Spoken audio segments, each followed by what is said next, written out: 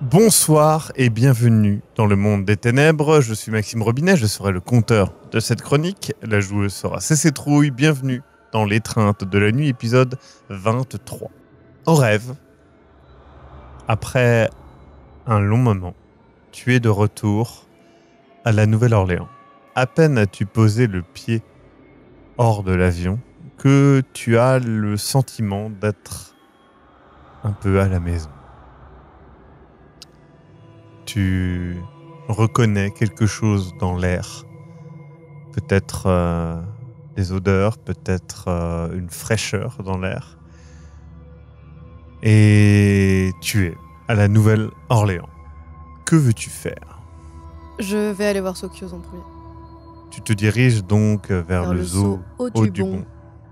Alors que tu arrives, tu passes par l'endroit habituel. Tu vois divers animaux. Tu as prévenu Sokios que tu venais ? Je lui ai envoyé un message en arrivant, en atterrissant.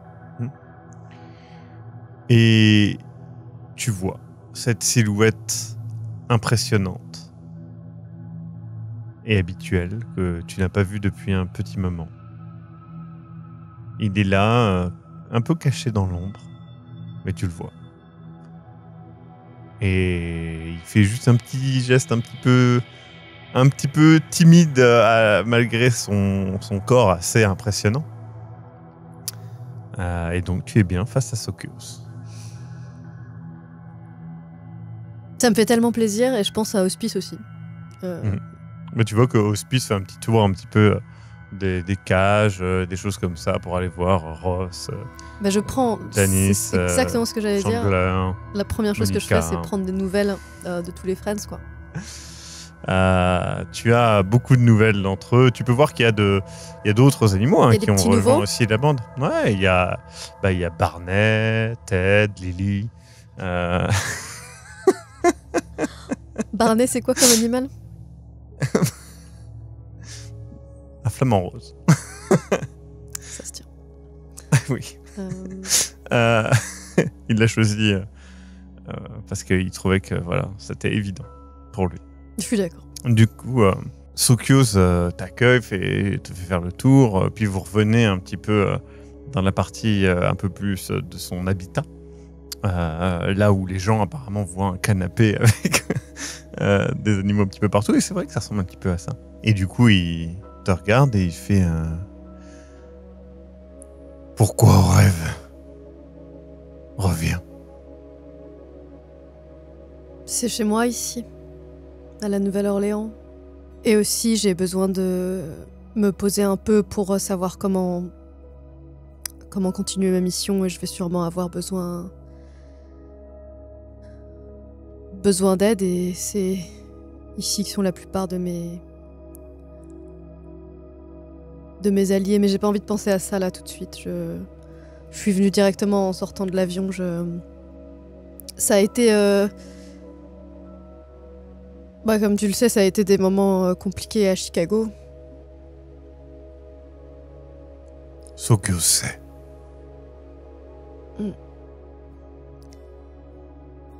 Mais j'ai aussi rencontré des gens chouettes. J'ai une nouvelle connaissance, elle s'appelle Safia. Je pense que tu l'aimerais bien. Elle est un peu étrange, mais on est tous un peu étranges. Sokios n'est pas étrange. Sokios est Sokios. Au rêve est un peu étrange. Plus étrange maintenant C'est qu'avant. Tu vois que c'est vrai. Et j'ai l'impression que je me suis un peu perdue. Je pense qu'être ici, ça va me faire du bien. Et du coup, je reste aussi longtemps que je peux me le permettre, tu vois, mais je vais le laisser aussi après. Vous passez la soirée à regarder justement peut-être vos épisodes préférés de X-Files ou quelque chose comme ça, ou peut-être une nouvelle série, on ne sait pas. Je lui raconte que j'ai essayé de regarder des épisodes de série avec Safia, mais qu'elle me racontait la fin dès le début tout le temps, et que c'était rigolo au début, mais que c'était un petit peu chiant. Du coup, il trouve ça vraiment abusément relou. Et du coup, il dit Sokios n'appréciera pas beaucoup Safia, Mais malheureusement. tant qu'on regarde pas la télé, elle est très agréable. Sokios aime bien regarder la télé. Ouais, moi aussi. Donc voilà, je suis très contente de revoir mon seul ami, finalement. Parce que c'est pas un allié, c'est un ami. Tu retournes à l'une de tes planques. À plusieurs, je pense. Parce qu'il y a l'appartement que j'avais pris pour avoir un peu une adresse, me faire envoyer des choses, et je vais aller voir justement le courrier là-bas. Et je voudrais aussi retourner à mon ancienne maison, qui est un peu abandonnée maintenant et probablement un peu squattée, mais peut-être nettoyer un peu, voir ce qui se passe. Oui, et tu vas aussi naturellement vers un des bâtiments abandonnés. Un de ces espèces de forts abandonnés. Tu y vas et tu nettoies les cellules. Parce qu'après tout, il faut bien préparer. Quand même, il faut que tu trouves la personne qu'on t'a demandé. Et tu réalises que non, tu n'as pas à faire ça. Tu n'es pas Krefftine, c'est vrai.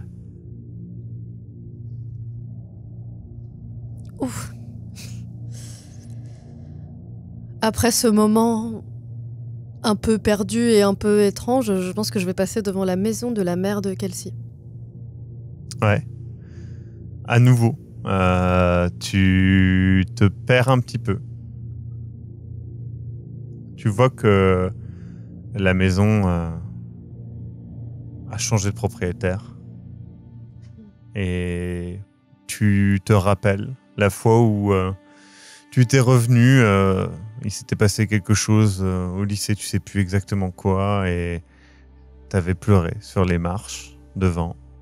Et ta mère était revenue, t'avait rassuré, et vous étiez partis en ville. Mais c'était pas ta mère, bien sûr. Et c'était pas toi non plus.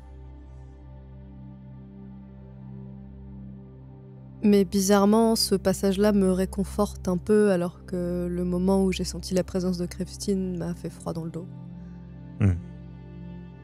Dans les deux cas, c'était un écho lointain, pas quelque chose...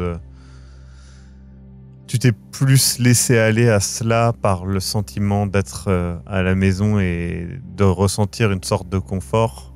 C'est pas quelque chose contre lequel tu as eu l'impression de devoir lutter. Mais c'était un peu comme une sorte de rêve éveillé pour l'un et de cauchemar éveillé pour l'autre, honnêtement, parce que la vie de Krefftine, je ne la lui envie pas. Même si, oui, je lui en veux pour ce qu'il a fait, j'ai quand même de la compassion pour lui. Je pense que je le déteste pas, finalement. Je vais continuer un petit peu mon chemin dans la nouvelle. Est-ce que j'ai du courrier, du coup, à mon appartement Oui, alors t'as plein de trucs, des factures, mais elles sont payées normalement. Oui, tout ça, c'est pas toi qui gères. Et tu as notamment un colis qui vient de France avec la poupée que tu avais demandé à désirer. À ces deux toréadors que tu avais croisés. Oui, tout à fait. Je leur écris une lettre de remerciement, un truc très classique comme faisait ma mère quand j'étais enfant, une petite carte de remerciement, tu vois. Et je leur dis aussi que je n'oublie pas ce qu'ils m'ont demandé. Et en effet, je n'oublie pas ce qu'ils m'ont demandé, et si je le peux, je retrouverai la personne qu'ils cherchent. Mais pour l'instant, j'ai pas de piste. Puisque j'ai cette poupée, je pense que je vais aller voir Bessod. Très bien. Si Bessod est toujours là où je l'ai laissé, je suppose que oui quand même, parce que... Tu vois que l'endroit, la maison House of Brûle est détruite apparemment. Quoi ? Je peux demander à des commerces autour, des gens autour, s'il s'est passé quelque chose ? Apparemment, il y a eu un incendie, quelque chose comme ça, ils savent pas trop. Et ça a été détruit par la suite. Après, la ville l'a fait détruire. Voilà. Bah, faut que je me renseigne là-dessus. Je pense que je vais aller essayer de me renseigner auprès des anarques s'ils savent ce qui s'est passé. Mhm. Peut-être Tu vas vers je vais vers Chelsea, celle qui a remplacé Étienne. Ouais, la préfète. Ouais, je vais vers la préfète. Tu la retrouves et elle a toujours ce foulard qui cache les blessures qu'elle a eues, toujours portant des motifs de soleil. Du coup, elle t'explique. Attends, juste Maxime, les gens ils pensaient que j'étais morte, non? À la Nouvelle-Orléans. Oui, mais la rumeur, au bout d'un moment, tu l'as dit quand même à pas mal de gens. Ouais, non, on est d'accord que, comme j'ai dit à Sokyo que j'étais vivant, ok. Elle te dit que Bessod a disparu. Ils ne savent pas... Elle a disparu quand? Il y a quelques temps. Il se rappelle plus exactement parce qu'en fait, c'est pas quelqu'un qui est non plus très actif dans la communauté et du coup, du jour au lendemain, il n'y a plus de nouvelles. Mais c'est pas possible. Après, elle dit peut-être qu'elle n'est pas morte. Enfin, je veux dire, regarde, toi, tu as aussi disparu et... D'accord, mais... Ok. Si t'entends quelque chose, est-ce que tu pourras me dire? Bah oui, mais enfin, je te dis, je pense que tu t'inquiètes un petit peu pour rien. Peut-être qu'elle est juste partie. Oui, peut-être, mais... Du coup, si t'entends quelque chose sur où elle est partie, j'aimerais vraiment beaucoup la voir. J'ai quelque chose pour elle. D'accord. Merci beaucoup. Ça me perturbe que Bessod ait disparu et je pense que je vais essayer de garder l'œil ouvert pour savoir si qui que ce soit sait quelque chose sur Bessod. Mais en attendant, je vais continuer mon petit tour de retour, hein, comme on dit. Ouais, tu vas voir qui? Je vais aller voir Pierre. Et du coup, par extension, je suppose Alstrom. Très bien. Que j'aime beaucoup, mais elle ne me le rend pas. Tu les retrouves à nouveau près de ce petit parc abandonné, non loin des marais. Et à nouveau, il y a Pierre et évidemment Alstrom qui n'est pas très loin, qui t'observe. Du coup, Pierre fait, mais ça va enfin, c'est étonnant que tu sois là. Enfin c'est bien, c'est très bien même. Mais il s'est passé quoi du coup? Parce que j'ai cru que parce que il est un peu perdu quoi. Qu'est-ce qu'on vous avait dit sur ma disparition? Par curiosité. Pas grand chose.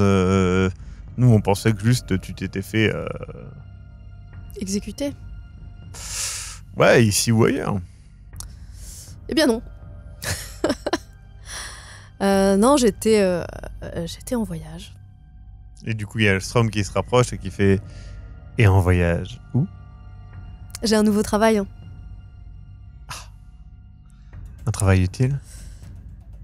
Je suis archonte prêteur, donc ça dépend.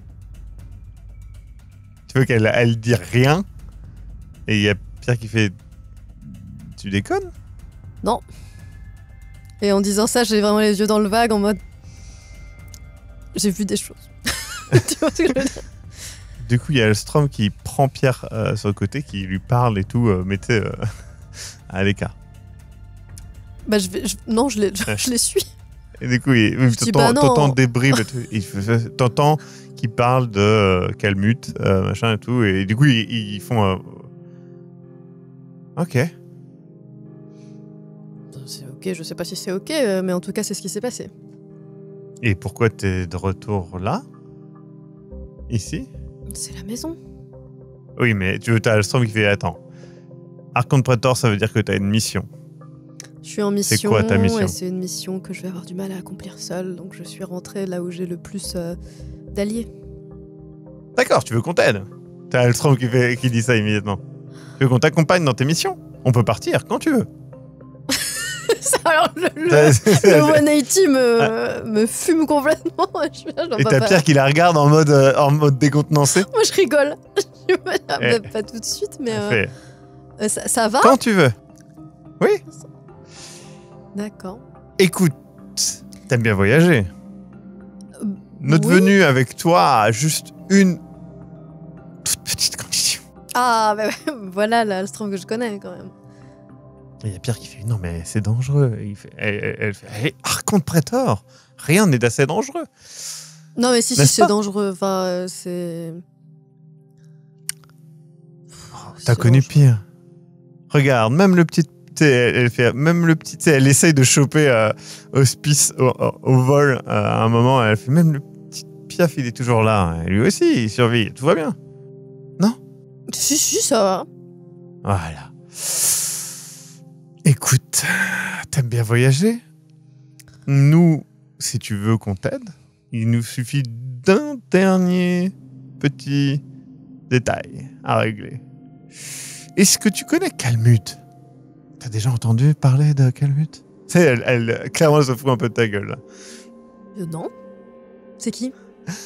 Écoute, il se trouve que c'est un petit Malkavien coincé dans un sarcophage et que quelqu'un a tué sa goule.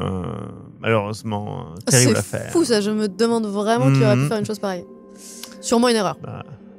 Ouais, ça doit être une erreur qui a fait une chose pareille.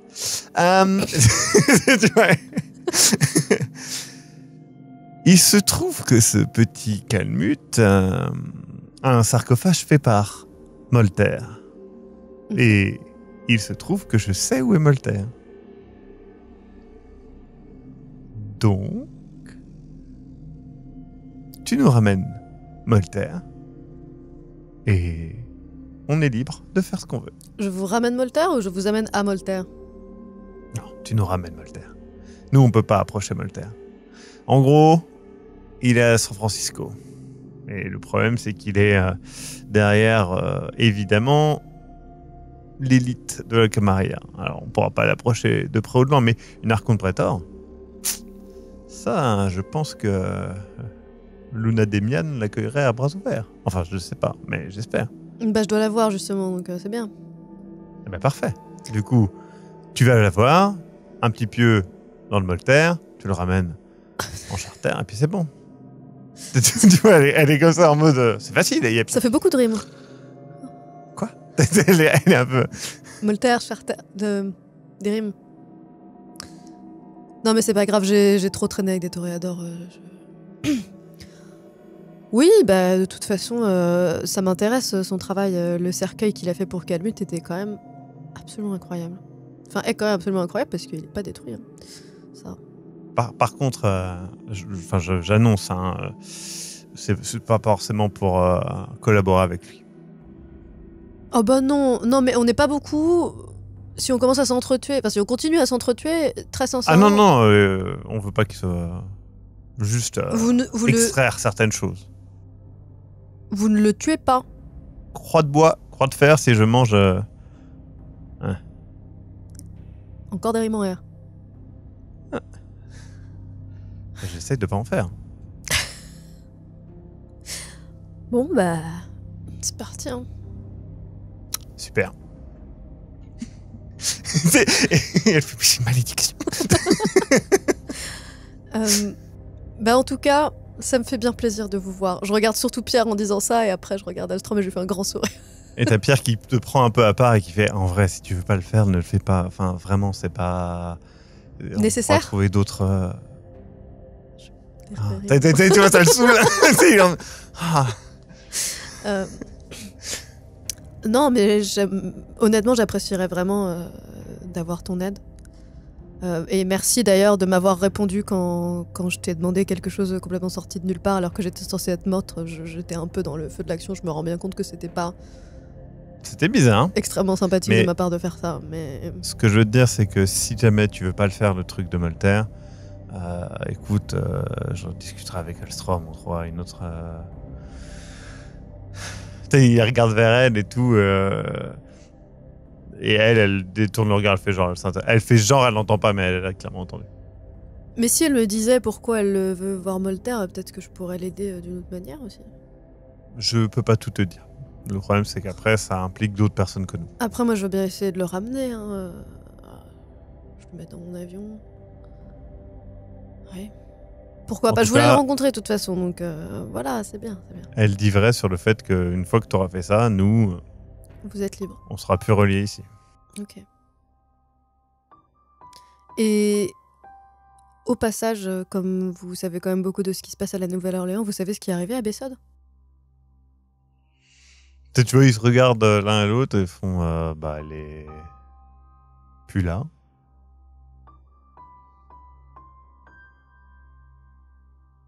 Ok. En même temps, tu sais, il y a Alstrom qui fait ah, c'est le problème de vivre dans un lieu clos. S'il y prend feu, c'est dommage. J'espère qu'elle est vivante. Tu vois, elle soulève les épaules. En tout cas, c'est dommage parce qu'il y a une belle collection de poupées, de ce que je sais, ça aurait pu valoir pas mal. Je sors la poupée que j'ai dans mon sac du coup parce que je suis pas repassée chez moi et je disais bah ouais j'allais la voir pour de France. J'ai fait venir une poupée de France en plus. Tu vois qu'elle fait hein, ça la rend pas plus jolie hein. C'est vrai que moi j'ai jamais bien compris, je regarde la poupée du coup et c'est vrai que moi j'ai jamais bien compris mais à chacun c'est il y a des gens qui veulent des artisans de cercueil, d'autres des poupées, chacun son truc, après tout. Il y en a un qui est un peu plus rare que l'autre. Hein bah, cette poupée est extrêmement rare, en effet, elle vient des enchères. Donc, voilà. Sur ces belles paroles, je repars. Tu repars donc, où vas-tu? T'as beaucoup d'autres gens à voir. Je vais aller voir Ziakan. Très bien. Je me dis qu'elle saura peut-être ce qui est arrivé à Bessode. Puis en plus, j'ai envie de la voir, ça fait longtemps. Tu vas chez elle. Tu connais, hein? Oui, oui. Et tu toques, etc. Et du coup, tu vois qu'elle a plein d'affaires rangées, etc. Des cartons de déménagement, des trucs comme ça, etc. Elle te regarde et elle fait ah, parfait. On rêve. Rentrez. Ben, je rentre. Installez-vous.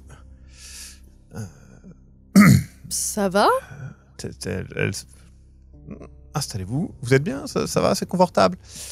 Alors moi oui, mais vous, ça a pas l'air... Alors, vous partez? Ah non.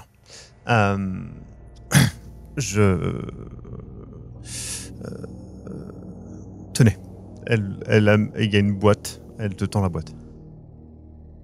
C'est quoi comme boîte? C'est une grosse boîte? C'est une petite boîte? C'est une boîte en bois? C'est une petite boîte, comme ça, en carton. Je l'ouvre? C'est un Blackberry. Je le reconnais, le Blackberry? Ou c'est le même modèle que tu avais à une certaine époque. Ouais. Elle fait, ça c'est pour qu'on repasse sur de bonnes bases. Je tiens à m'excuser du comportement que j'ai eu à l'époque. Et j'ai bien compris que peut-être je me suis mal comporté à certains moments. J'essaye de changer ça. Quoi? Non, mais c'est n'importe quoi, shérif. Vous comportez pas. Qu'est-ce qui se passe? Non. Qu'est-ce qu'on vous a fait? C'est pas la shérif que je suis venue voir et que j'ai connue, là. Je comprends pas. Tu vois qu'elle calcule ses mots et tout. Elle fait... Mais c'est toujours moi, hein. Oui. Mais justement, je veux comprendre ça. Elle fait ça comme ça. Elle fait... Je sais que ce qui s'est passé en rêve n'est pas normal. Je sais que Kumeza, qui est venu, n'est pas normal. Je sais que ce que vous faites là n'est pas normal. Je sais que vous êtes Archonte Praetor et je sais aussi qu'une Archonte Praetor a besoin de gens. Or, Je suis absolument capable. Et tu vois, elle te commence à te faire une sorte Une interview, là de CV, etc. Elle te dit, voilà, moi j'ai des connaissances, je pourrais, effectivement, voilà, j'en ai discuté avec le prince, de toute façon, moi, et elle commence à discuter, machin et tout, et elle fait, donc voilà. Je pense que c'est le mieux pour vous. Elle te le dit de manière un peu autoritaire, d'accepter le fait que je vous accompagne afin de surveiller vos actions et s'assurer tout simplement que vous ne fassiez pas n'importe quoi. Pour vous. Alors moi, je venais vous voir pour plusieurs choses, mais du coup, ça fait beaucoup d'informations à la fois, mais merci pour ce résumé de votre carrière entière. C'était passionnant. Je venais vous voir parce que... Oui, alors j'ai plusieurs choses. Est-ce que... déjà, avant d'en venir aux histoires de livres, est-ce que vous savez ce qui est arrivé à Bessode ? Je sais que... Elle est morte. Elle est morte, c'est sûr ? Non, mais c'est vraisemblable. Mais il s'est passé quoi, en fait ? Mais c'est super inquiétant que... Je ne suis pas préfète. Non, elle fait je suis déjà allée voir la préfète. Je me doute qu'elle ne sait pas grand-chose. Et personne ne sait rien. J'ai demandé à tout le monde. Ce que je peux dire, c'est que Bessode a fait le très mauvais choix de vivre à un endroit fixe, connu de beaucoup trop de gens et un peu trop exposé peut-être. Il suffit que quelqu'un de mal intentionné, caïnite ou pas, et voilà tout. Nous vivons dans un monde dangereux au rêve. Ouais, mais si déjà on arrêtait de s'entretuer entre caïnites, c'est vrai que ce serait pas mal. Je vous garantis que je ne suis pour rien dans la mort. Non, je vous accuse pas du tout de la mort de Bessode. Et si je savais quoi que ce soit, je vous le dirais. Et je laisse paraître sur mon visage de manière évidente le fait que ça me rend triste que Bessode ait disparu. Je pense que ça met peut-être la shérif un peu mal à l'aise, mais tant pis. Tu vois qu'elle essaye de recombler. Elle dit après, si ça peut vous rassurer, dans un incendie, c'est assez rapide. Après, ça dépend de son âge. Ça ne te rassure pas du tout. Du coup, je ressors de nouveau la poupée que j'avais amenée à Bessode et je la mets à côté de moi sur le canapé où je suis. Ouf. Tu vois, elle fait... Non, bah oui, je sais, mais c'est de France en plus. Je l'avais fait... Ouais, c'est vrai, oui. C'est original, hein. L'œuf de Fabergé aurait été plus... oui. Ouais, mais elle aurait pas pu... Et je fais un mime d'un peu les... Comme elle faisait bouger les petites poupées, là. Non, bah, je venais en effet vous voir pour vous demander de l'aide, peut-être. J'ai accepté. Enfin, je suis d'accord. Je pense que vous ne savez même pas quelle est ma mission, mais je pense qu'elle va vous intéresser puisqu'il s'agit... Je pense que oui. Vous voulez pas savoir. Si. Dites-moi. J'ai un livre à faire traduire et du coup, je me rends... Sur quoi ? Je ne sais pas exactement. Mais... Vous l'avez là ? Tu vois...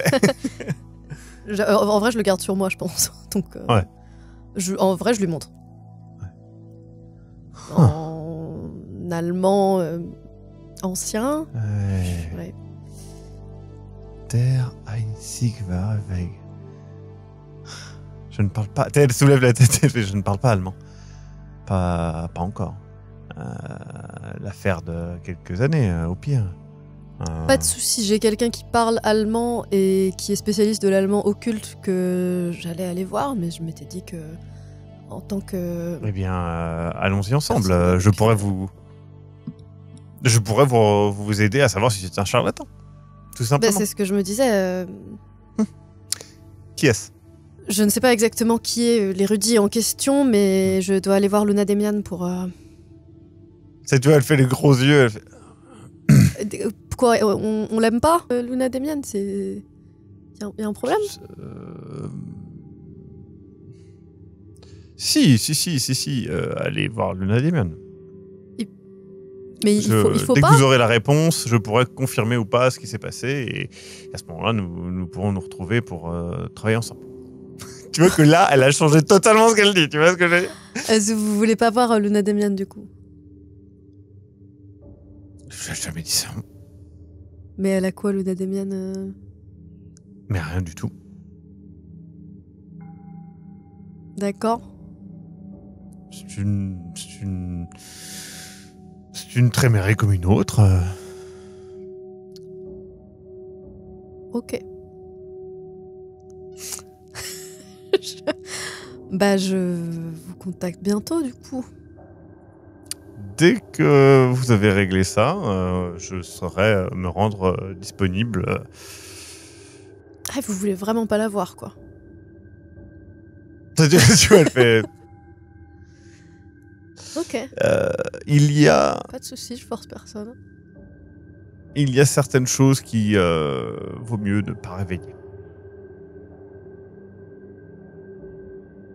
Dac. Mais ça ne veut pas dire qu'il y a de danger pour vous particulièrement. N'acceptez pas n'importe quelle mission qu'elle vous donne malgré tout.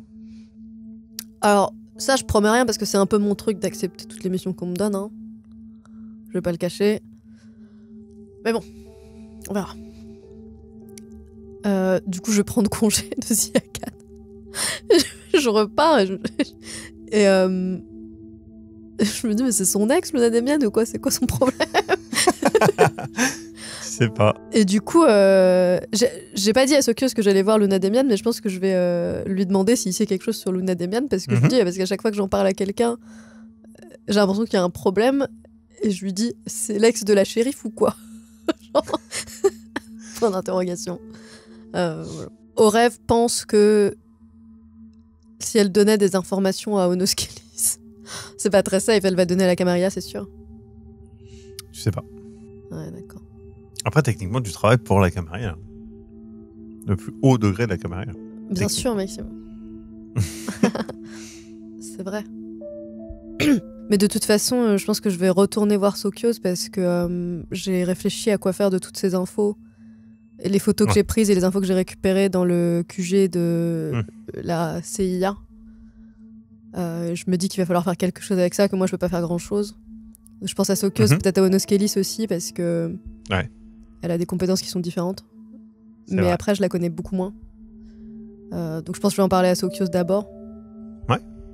Tu retournes voir Sokios. Ouais. Du coup, au zoo, il t'accueille à bras ouverts, comme à son habitude. Et d'abord, le premier truc que je lui dis, c'est que Bessod a disparu.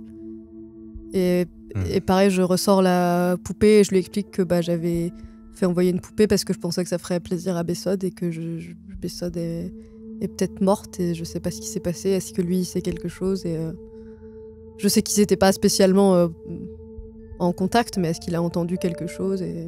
Plus d'une fois, Sokios a pris un cadeau et attendu pour l'offrir, pour ne jamais pouvoir l'offrir. Un cadeau qui attend, bien souvent, est perdu. J'assieds la poupée à côté d'un des animaux qu'il y a dans le salon. Du coup. Tu vois qu'il y en a plein qui le regardent, etc. Et Sokios, il se retourne vers toi et fait les animaux de Sokios ont du mal à faire avec les choses fragiles.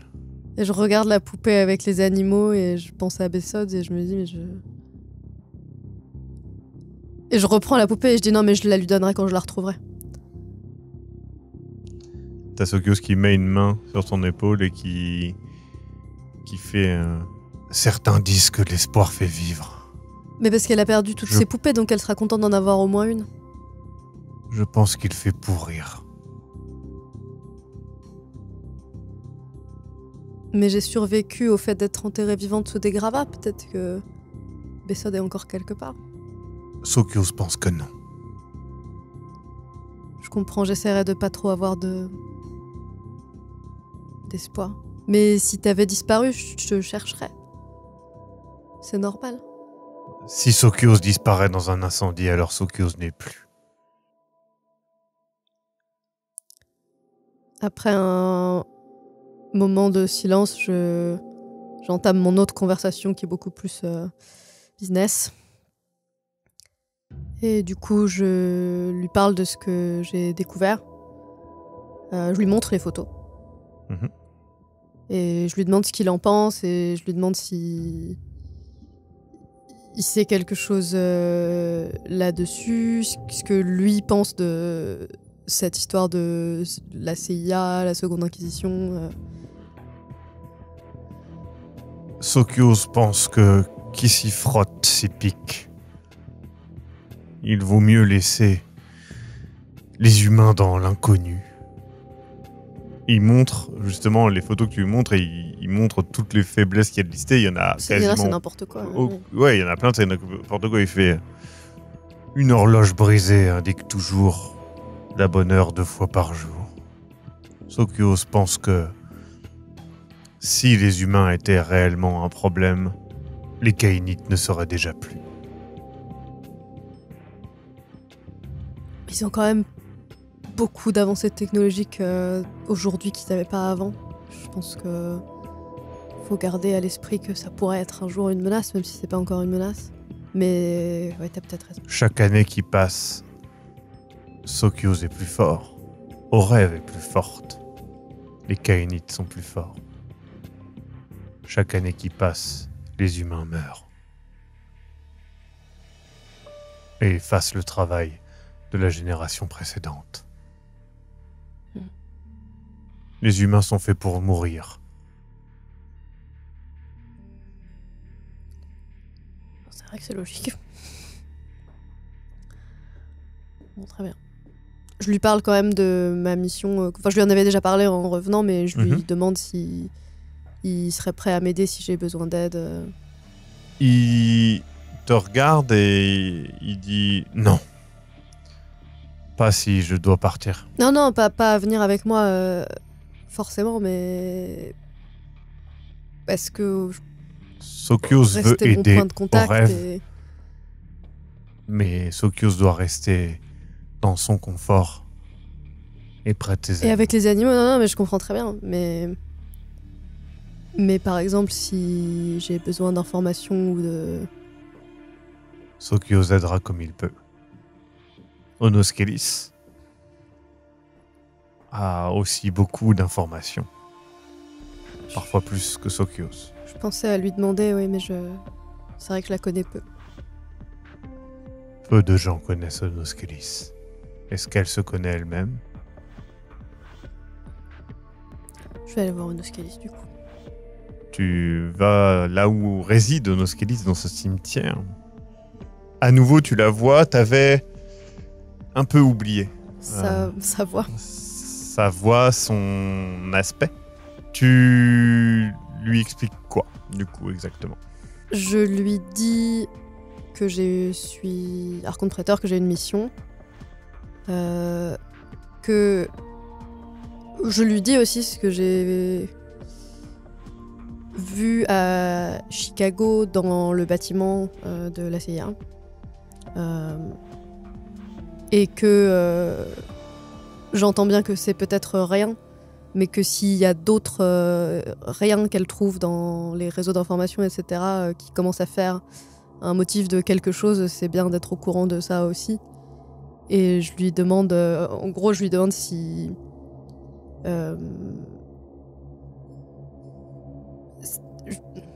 lui parle déjà de ce truc-là et je lui demande si elle peut surveiller ça ou si elle surveille déjà ça, si elle est au courant. Elle est pas mal quand même intéressée par tout ce qui est conspiration, etc. Ça se voit quand même beaucoup. Tu vois que quand tu lui parles du fait que t'es archonte prêteur, elle te demande si t'as été à Paris. Je lui dis oui. Et elle te demande si t'as vu des gens, notamment des Nosferatu à Paris. J'ai vu des Nosferatu à Paris. T'as vu Mnemak. C'était une Nosferatu, Mnemak? Ah oui, c'est vrai. Dans ma tête, c'est tellement une déesse. Enfin, tu vois ce que je veux dire, que je lui dis oui. Elle te demande si tu peux dire qui. J'ai vu une Nosferatu qui s'appelle Mnemak. Elle te demande si tu l'as vu là où elle réside. Oui. En tout cas, de ce que j'en sais, oui. Elle cherche. Elle sort un écran avec une carte de Paris et elle te demande de pointer où c'est. Je sais où c'est ou pas? Pas trop. Difficilement, mais tu pourrais retrouver en cherchant. Tu peux lui dire ça, en tout cas. Bah, je lui dis vaguement, mais Ouais. qu'en même temps... Elle te demande une description précise de Mnemak. Je lui demande pourquoi. Pas de manière agressive ou quoi, mais je suis curieuse de savoir pourquoi elle veut savoir. Elle te dit en gros que elle est prête à te donner les informations et les services que tu demandes, mais qu'elle veut beaucoup d'informations sur Mnemak. Et qu'elle ne peut pas partager pourquoi. Parce qu'elle ne veut pas. Elle est plutôt transparente sur ça. Ouais. Non, mais on sait jamais. Ça se trouve, il y avait une raison qu'elle pouvait me dire. Bah, je lui dis honnêtement que j'ai pas beaucoup d'informations sur Mnemak. Qu'elle va peut-être être très déçue de mes informations sur Mnemak, puisque je l'ai vue très brièvement et que c'est pas avec elle que j'ai principalement interagi à Paris. Tu lui racontes tout ce que t'as vécu quand même ou pas? Non. D'accord. Je lui raconte les parties qui concernent Mnemak. Oui, c'est ça que je voulais dire. C'est que tout ce que tu connais de Mnemak, tu lui dis. Ah, ça bah, il y a rien que Mnemak m'a dit de ne pas dire, de toute façon. Non. Donc, moi, si on me dit pas que c'est un secret, c'est pas un secret. Hein. Mais je lui parle de... Comment je lui dis que j'ai principalement vu Rose, qui était une des Vénus de Mnemak. Que moi-même, j'ai été très impressionnée par Mnemak, honnêtement. Je décris... je reste assez vague dans mes descriptions parce que, honnêtement, c'est plus des sensations qu'autre chose maintenant. Mais, et je décris surtout le pouvoir qu'a Mnemak à Paris. Et l'aura de Mnemak. Et... Du coup, elle accepte de t'aider et elle accepte les informations que tu lui donnes par rapport à la CIA et tous ces éléments-là. Elle fait pas mal de recherches. Alors, je précise que tout ce qu'on dit là, ça prend... Enfin, depuis que tu es arrivé à la Nouvelle-Orléans, tu passes des semaines, voire même peut-être des mois à la Nouvelle-Orléans, hein, qu'on soit bien d'accord. Tu prends ton temps. De toute façon, t'as pas un timer. Du coup, Onoskelis te confirme qu'il n'y a pas de trace de cette opération à Chicago dans les dossiers qu'elle peut accéder de la CIA.